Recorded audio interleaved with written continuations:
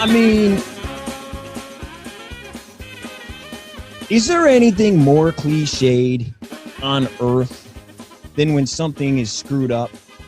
You play the Benny Hill theme song. Is there anything more cliched? Yes, there is actually something more cliched than the Benny Hill theme song. The Detroit Lions blowing a game is more cliched than anything on earth. You blew it! It happens again today.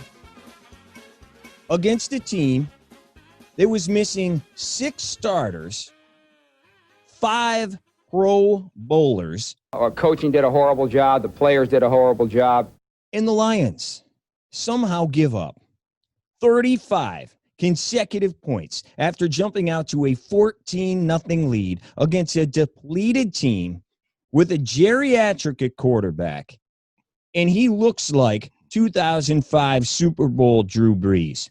I mean, this was classic Lions. They suckered you in. Totally embarrassed and totally They ashamed. go up 14-0. They sucked you right in, made you believe like they always do, only to crap the bed again. This is poster child SOL.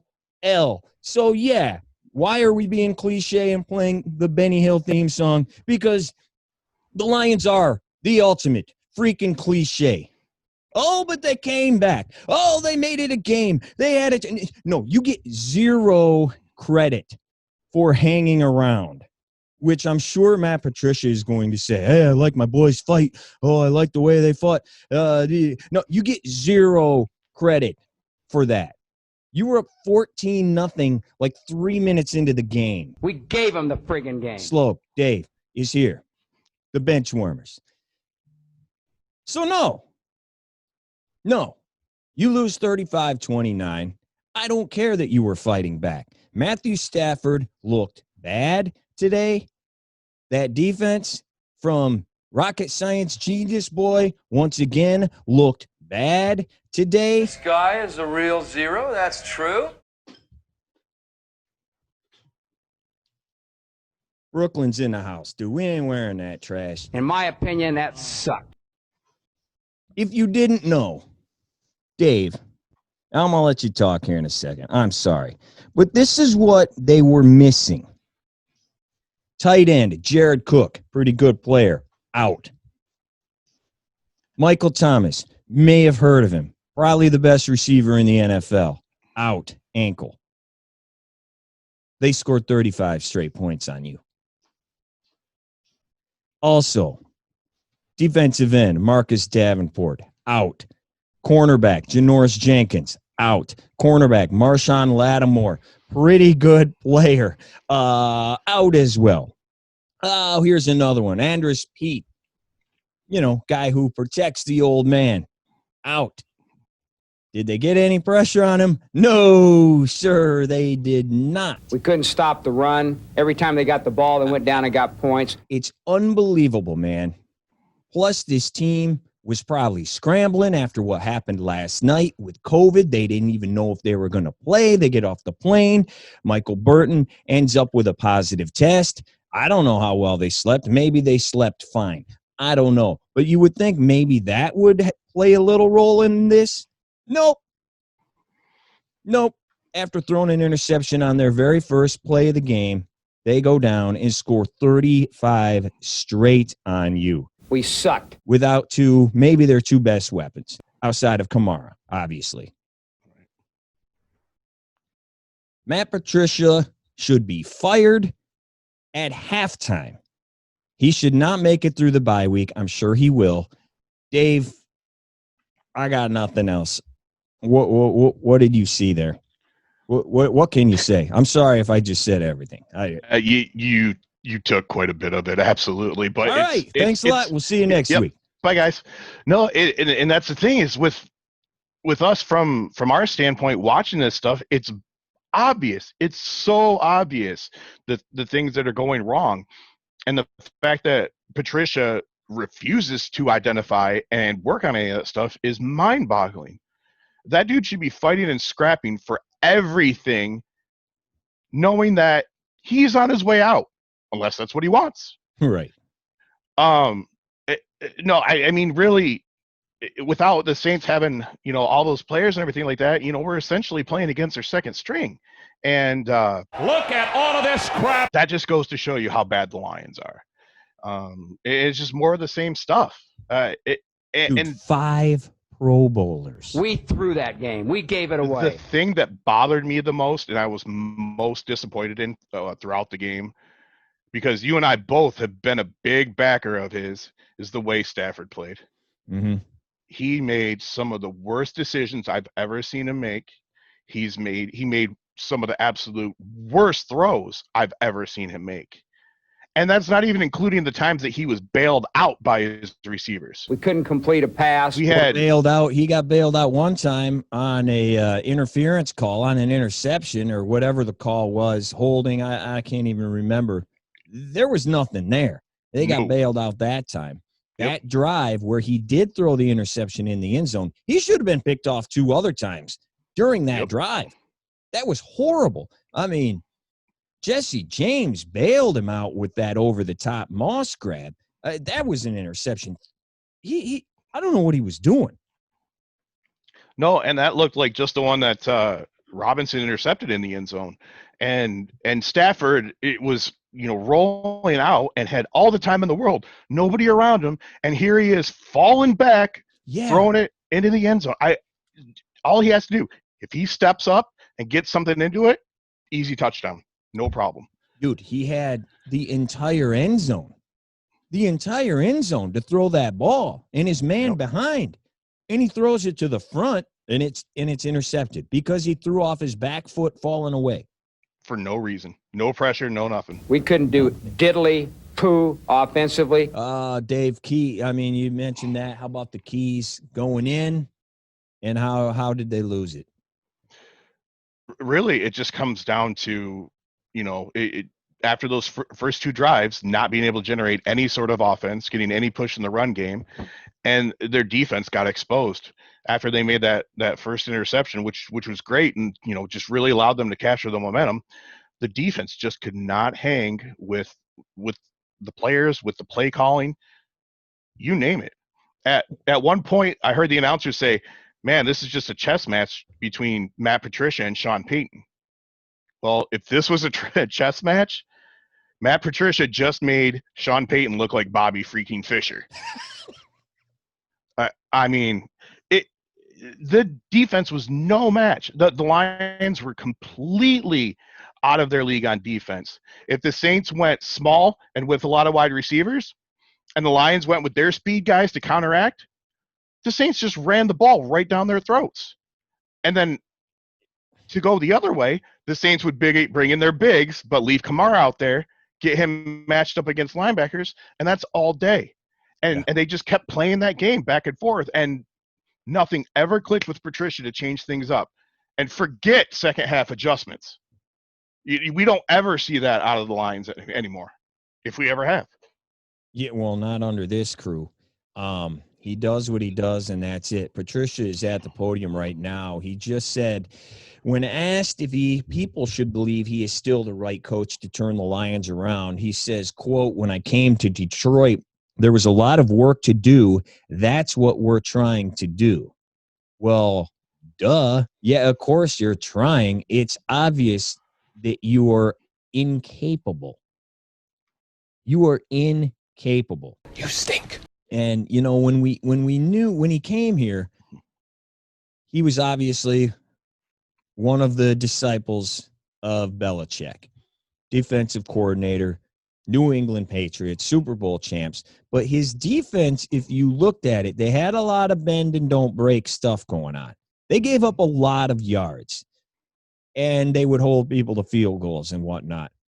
He doesn't have the players to play that stuff here. He doesn't. And whatever he's doing week after week, he's not generating any sort of a pass rush. They dial up a blitz maybe a handful of times a game, maybe. And it's amazing what ends up happening when he does that. But it's unbelievable, man. And these are his players. This is year 3. And for Quinn, more than that. You can't just keep bringing in retreads from New England. second string New England guys or old washed up New England guys or guys who only thrived because they were around other good dudes in New England. Well, And that's what we have here. Right, and let's not even forget, though, they were on New England, where there was Tom Brady and that offense that milked the clock. They dink and dunk all the way down the field. So the defense isn't even on the field that much, which absolutely leads to a lot of success for the defense. And that can definitely be misleading when you look at it in another area, such as Patricia coming here, because he doesn't have that offense to sustain drives and things like that. And possibly like the real GOAT defensive coordinator and Bill Belichick. I mean, don't forget that. He's won a thing or two. Yeah, he was okay as the D coordinator of the New York Giants. Just saying. Yeah, let's get into it a little bit here. You know, in this too, I'm sitting here scrolling through and I'm looking at this right now, Dave. And this just tells you how far off the Lions are from any sort of relevance at all. Right now in America on Twitter, the number 3 trend in America, not England. Number 1, the Cowboys. Number 2, Odell Beckham. Not surprised. Number 3, Liverpool. On an NFL Sunday, Liverpool is the number 3 trend. You have to scroll all the way down to number 25, and he's just dropped out. But at number 25 was Matt Patricia. The Lions are not relevant whatsoever in this country. No one freaking cares. What's your name? I don't care. Shut your mouth. That's how garbage this thing is and has been. I mean, Liverpool? We sucked. Well, what happened there? Did John Lennon rise from the dead? What in the... Yeah, so getting back to Stafford, man. Do we have to? Dude, it was all or nothing with this guy, and it's been that way all year. He makes some throws, and you're just like, oh, my gosh. And you and I have defended this dude thick and thin.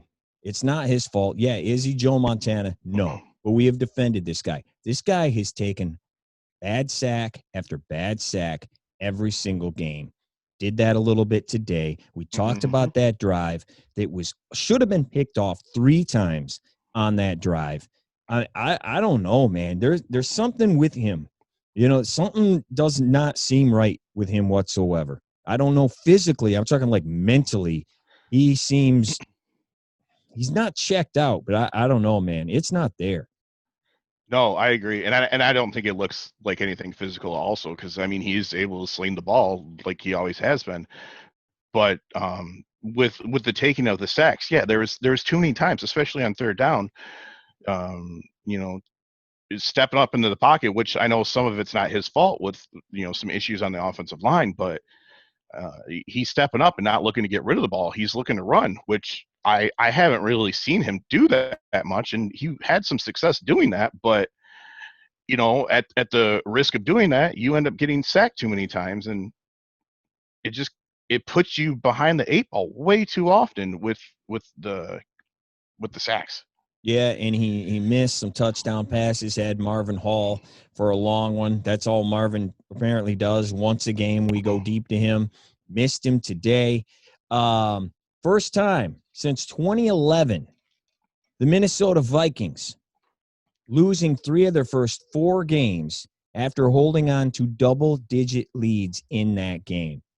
First time that's happened, Dave, in 9 years. And the Lions are really lucky they got away with the win last week, or we're looking at an 0-4 team.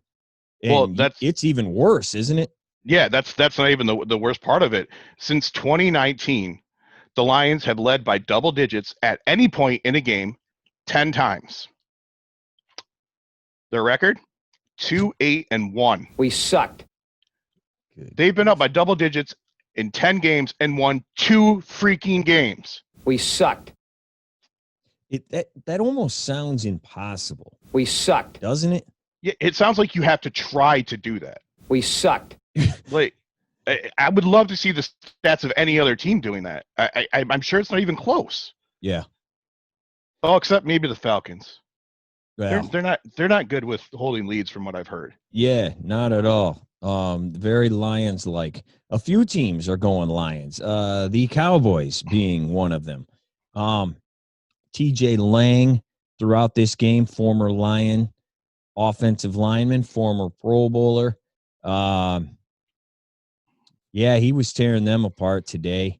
Defensive line getting dominated right now, getting pushed 5 yards down the field. Get off your blocks.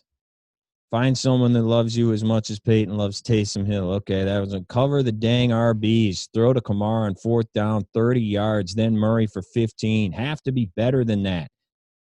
Bad throw. Speaking of Stafford, got to put it where only your guy can get it. Really bad throw. You don't hear former Lions they normally stand up for Stafford like no one. I mean, everybody. And front office dudes around the league, they stand up for this guy. You don't see this very much. Bad throw. DL getting absolutely torched on every single run. Penetrate. Get off the dang block. Yuck. Lions need points. This is getting out of hand. No Michael Thomas. Jared Cook. Andrus Peat. 35 unanswered. That's inexcusable. Yeah, it's funny you say that because when I was watching the Saints score 5 straight touchdowns in 5 straight drives, to me, it looked like the Saints were playing Madden in rookie mode. That's how bad it was. Like, the only time I've ever seen that is in Madden when, Drew will go off and play, and he plays on the easiest mode because he likes to run it down people's throats, and that's exactly what it was. The Saints were running it down their throat. For those who don't know, Drew is your child. A child is what we're talking about here. Hey, on the bright side, Stafford is 18th all time now in touchdown passes. Yep, just past Dave Craig. Well, we're talking about coaching, and it ended up working, but a very strange call here. You get within a score, and on the Peterson touchdown late, they decide to go for 2, and that's why the score was 35-29. Ended up working. Another maybe underthrown ball in the back of the end zone that Hawkinson had to go up and over to make the catch. Why are you going for 2 there? What are we doing here? Well, it's funny you say that because Jonathan Vilma on the broadcast said from the get-go, I don't like this call. I don't like this call. Yeah, As did every Lions fan around the country.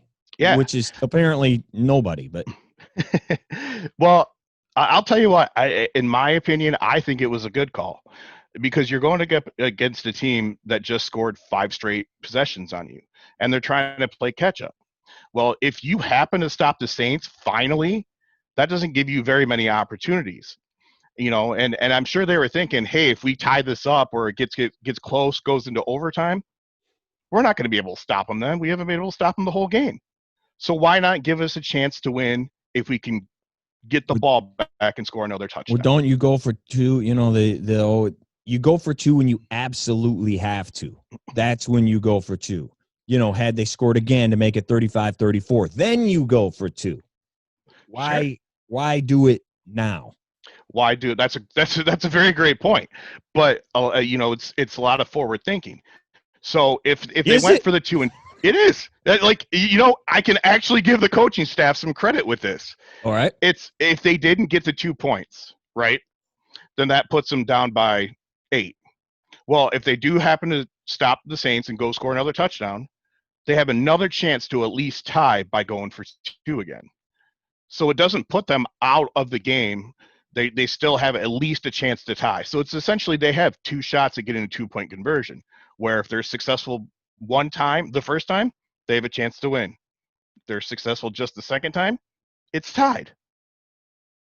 You're putting a lot of faith in your boys right. by doing that, Right.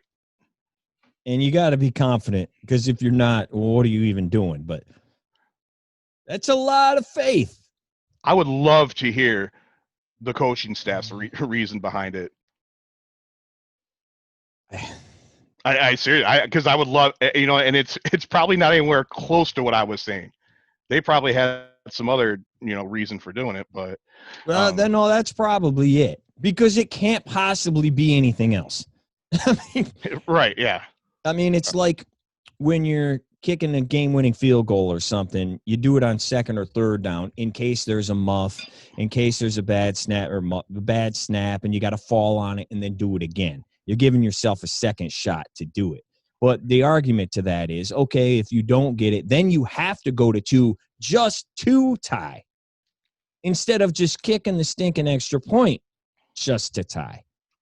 So, I mean, you would assume the percentages, and I don't have them in front of me, are not in your favor at that point. No, and I think we've seen more unsuccessful 2-point conversions this year than last year, but I could be wrong with that. It's just from the eyeball test, it seems like that's what's happened. Well, I mean, I assume that is exactly what it is. Dave, anything else on this game? I mean, the biggest thing to me is the defense. I mean, it's just not working. It is not. And you can sit here and you can tell me, oh, well, it is still Drew Brees. Yeah, it is, but it's not. It is not the same Drew Brees. And he didn't have the weapons. And, okay, let's say he does have the weapons. That brings up a whole other issue. That brings up maybe a front office issue. We're running out there with Kenny Golladay, Hawkinson, Marvin Jones, who had 1 catch on the day. Marvin Jones plays for the Lions? Yeah, apparently. We got 3 running backs who are all supposed to be good. And our guys are not winning games. And these are our number ones. So that brings up a whole other thing. Okay, who are some of these dudes who are out here? We know Emmanuel Sanders, but these other guys, they're doing it with their second-tier guys. And they're kicking, and they're scoring 35 on us. Why can't we do this? Well, then you're looking at a front office issue. We sucked. Yep. Yeah, the talent sometimes doesn't match what the offense is trying to do, and everybody was really excited about Darrell Belleville's offense and everything, and it's not impressive at all. Well, the big question was, after going 0-2, will Matt Patricia make it through the bye week? We are at the bye week. We now sit at 1-3. Dang it. They somehow won a game last week. This week, and many people thought that may have bought Patricia, if not the entire season, at least through the bye. This week started off great, fell apart. They come back. They make a game of it in the end, which doesn't impress me one lick. But you never know with ownership. Ownership may say, oh, look what he did. His boys fight, blah, blah, blah. We have injuries, blah, blah, blah. Let's see, whatever. So, Dave, we go to you with a brand new segment called the Head Coach Hot Seat.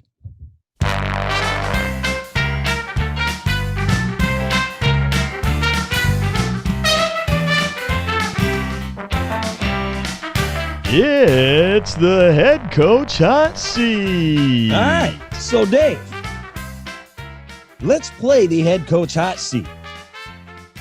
We would like to know, going into this week, and obviously we are only through the 1 o'clock games, who were your top 3 head coaches who are on a hot seat? See how that works? It's very clever. It took me a whole lot of seconds to come up with that. So coming into the week, give me 3, 2, and 1. We are now through a few games. Is there any movement? And then tell me why Matt Patricia is number 1. Proceed. Well, coming into the week, I actually had Dan Quinn as number 1. We talked about it last week with Dan Quinn and Matt Patricia. Essentially, they're 1 and 1A. Patricia only gets the number 2 spot because they actually managed to pull out a win. And funny, speaking of the win over the Cardinals, today we saw the Carolina Panthers take it to the Cardinals. So not really sure how much of a quality win that was for the Lions. We don't. Now, Dave, You're not following the rules now. The rules. 3, 2, and 1. You got to build that suspense. All 6 of our fans want that suspense. Build up. Now get them. We got one less fan than the Lions do. So, yeah, 3, 2, 1. Where are we 3, 2, at? 1. Number 3 is Adam Gase. The Jets are just a mess. They don't really have anything going for them. And the acquisition of Le'Veon Bell is just really not working out. They don't Really? they don't have any weapons for Darnold, which he's shown some bright spots, but he can't do it by himself. And he's out there on an island all by himself because he's not getting any protection at all. So, coming into the week, it was Adam Gase at number 3. We'll go Matt Patricia at number 2 based on the win last week. And then Dan Quinn, number 1, for blowing all of the leads and having some really good talent on offense and not being able to finish any games. Yeah, you want to talk about dudes that have guys that, you play guys, you lose guys, and then we talked about Marvin Jones and whatnot. Well, their number 2 guy, look who that is. They got some dudes as their backups or as their number 2s or whatnot. I'm not sure that we do here.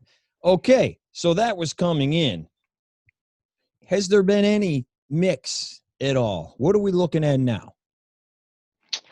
Well, and again, why is Matt Patricia now number 1?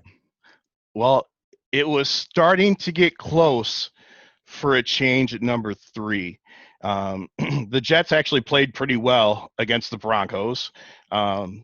I was one of probably 5 people that actually watched some of that game, and it was pretty back and forth. Darnold had a really great 46-yard touchdown run, which I didn't see coming. I didn't know he had that in him, but the Jets hung in there and fought and almost came out with the victory.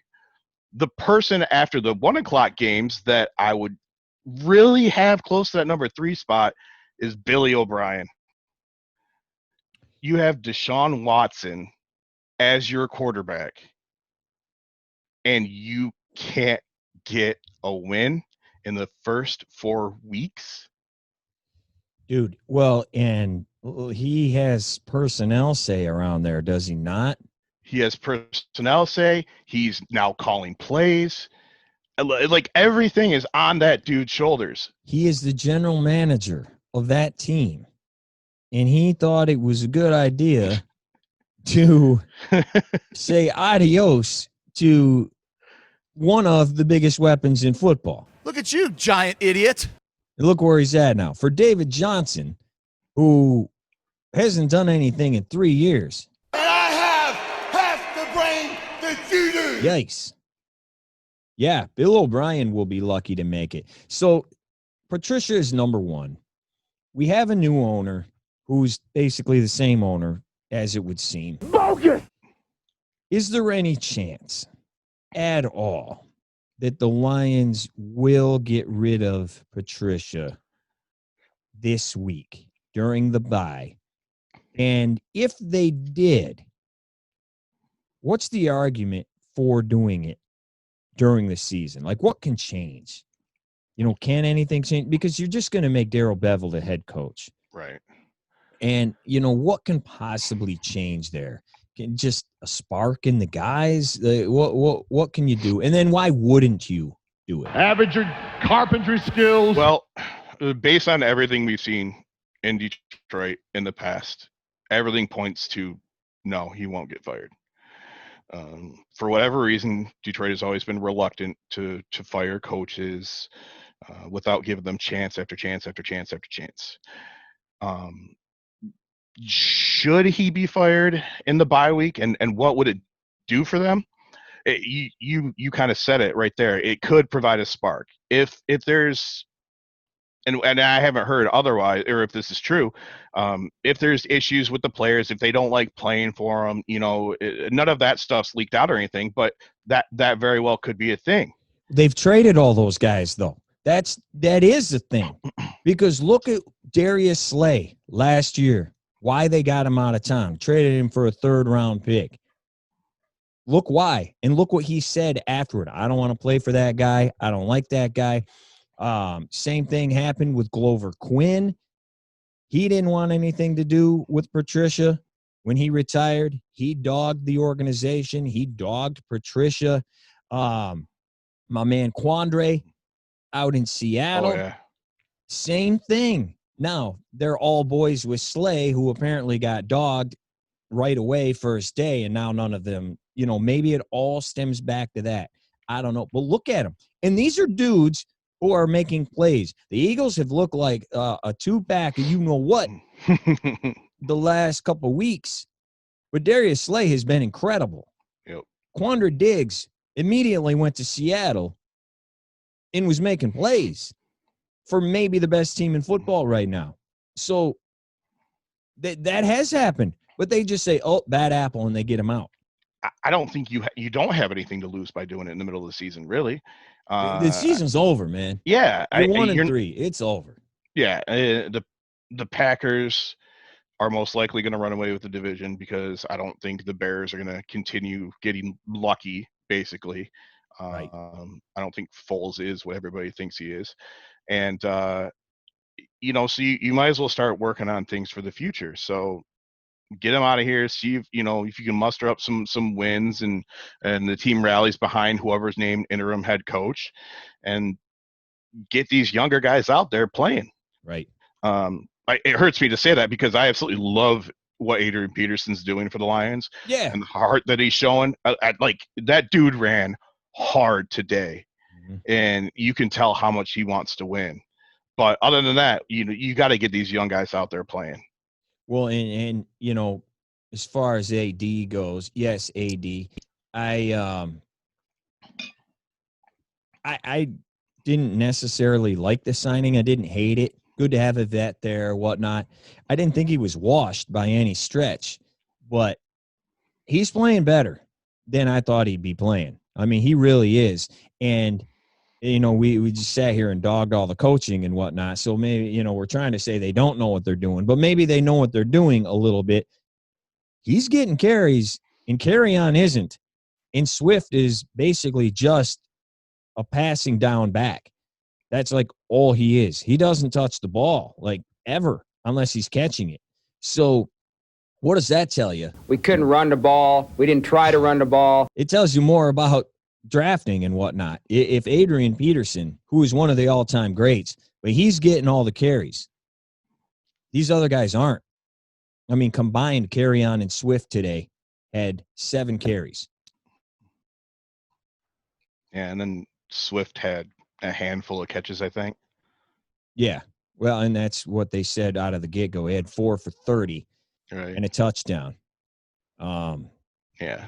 Johnson 3 carries, 1 catch. My man Jeff Rieger just tweeted out something, and this has been a running joke going back to the Millen era and even before that. The Kalimba Edwards take. All the way back there. The Lions have had all these first-round picks, but really where your team is built, your depth and whatever, is like the second and third round, right? And the Lions have done nothing but make terrible after terrible after terrible second-round picks over and over again. And I have not seen anybody talk about that in quite a long time. That has quieted down the last few years. Rieger just put out the last 5 second-round picks for your Detroit Lions. We're talking about dudes like Boss Bailey. And I can't even think of the one dude who Marinelli drafted. Oh, I can't even think of it. Teddy Lehman. Guys like this. 2020 DeAndre Swift. We just told you he touched the ball 8 times today. 4 on the ground, 4 through the air. Last year, here we go. Light up that fart noise. Here it comes. Jelani Tavai. The year before that, Kerryon Johnson, as we told you, barely touched the ball today. Another running back. Kerryon Johnson, 3 carries for Kerryon today. 1 reception for 3 yards. So you've drafted 2 running backs in the second round. And then you went and signed an old man, and he's getting all the balls. So what does that tell you about what you did with your selections? Not only good. that, no, and then not only that, it really seems like they don't have any kind of direction or forward thinking, to bring that up again, as to what they're going to do when you draft 2 running backs in the second round and then sign Peterson late. That just shows you kind of have no idea what direction you're going to go. Meanwhile, who's the third wide receiver? Danny Marvin Hall? Amendola. Who? Oh yeah, Danny Amendola. Yeah. Marvin Hall? I heard he plays for them too. Yeah, once again, But he just runs deep and they throw it up. That's it. That he has one play. The Marvin Hall package. Go over there. Go to the other side of Ford Field. That's the Marvin Hall package. run to the Cadillac. 2017. Maybe the worst one yet. Tease Tabor. Yes. Not on the team. And then from Alabama, Sean Robinson in 2016. No wonder you're not any good. This is supposed to be your depth. This is supposed to be how you fill your team out. And you would hope that a lot of these guys, especially when you're taking running backs, become stars in this league. Swift's played 4 games. We don't know. But Kerryon, I mean, it ain't happening, bro. It ain't happening. Go take more pictures with Adrian. I mean, that is some bad drafting. So you can just tack those last 5 years right on with Kalimba and with Teddy and everybody else. Boss Bailey. Tag them right on. Crew of flunkies. Dave, any closing remarks here? I think we have contributed to everybody's anger enough. Well, I guess I'll leave it with a good note. There was one. That's not how this works. I'm going to leave this with a. Well, okay, then let me bring up one thing that really, I don't know, for whatever reason, it got me pumped up, and maybe it was a mistake, maybe it wasn't what I thought it was, but on one of the touchdown pass to Hawkinson, they were in a goal line formation, and right as the snap went, he dove onto the ground, essentially acting like he's going to cut block. Yeah. Lays flat on his stomach. Stafford does the play action. Hawkinson gets up, wide open for a touchdown. Yep. Again, that's another thing where I would love to hear the input from the coaching staff, if that was what it was designed. But it's like the old get on all fours, bark like a dog at the basketball game play. Yeah. Well, you're counting one Mississippi and all. Yeah. Yeah. I don't, for whatever reason, I noticed that the way it all developed, and I just got a big, huge kick out of that. That's we need gimmicks. Yeah. That's exactly what that is. That's what that is. I saw a team do something like that this weekend. I don't remember who it is because I didn't even know this team played football. They played Wake Forest, and they were down like 45-7. Was it Columbia? Or Columbia House? No, Campbell. It was Campbell. Yeah. Who? Yeah, Campbell. I go to Campbell. Yeah. So Chunky Soup decides that they are all going to lay down the whole line. They're down like 45-7. They lay down, and the dude rolls out and throws like a 50-yard touchdown. Like, this is what an NFL football team decided to do today, to score a point or 6 of them. Yep. They did what Campbell did. In my opinion, that sucks. They did what schoolyard kids do. It was fun. After you've given up 35 straight.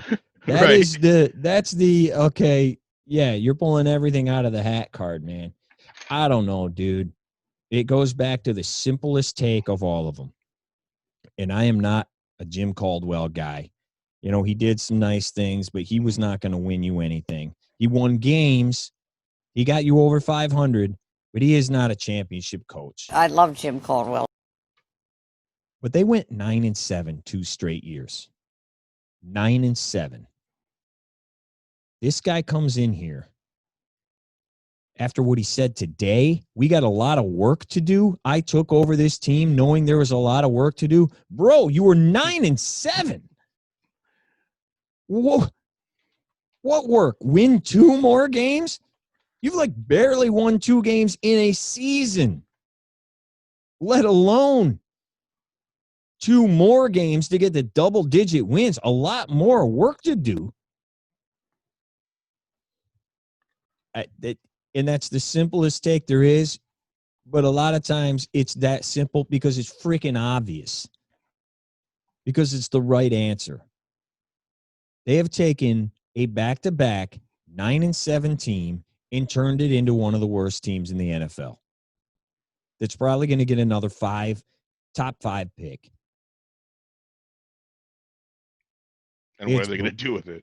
Yeah, what are you going to do with it? Who are you going to draft this time? Who doesn't help whatsoever? It's brutal, man. All right, brother. We will not be here next week. Thank God. Don't know if my voice can take it. Jacksonville Jaguars at AEW Stadium. Maybe we can get Jim Ross or Chris Jericho or something to do something. I don't know what they would possibly do. Jump in the pool. Defensive plays. Yikes. We will not see you next week. We will see you in a couple of weeks. Appreciate it.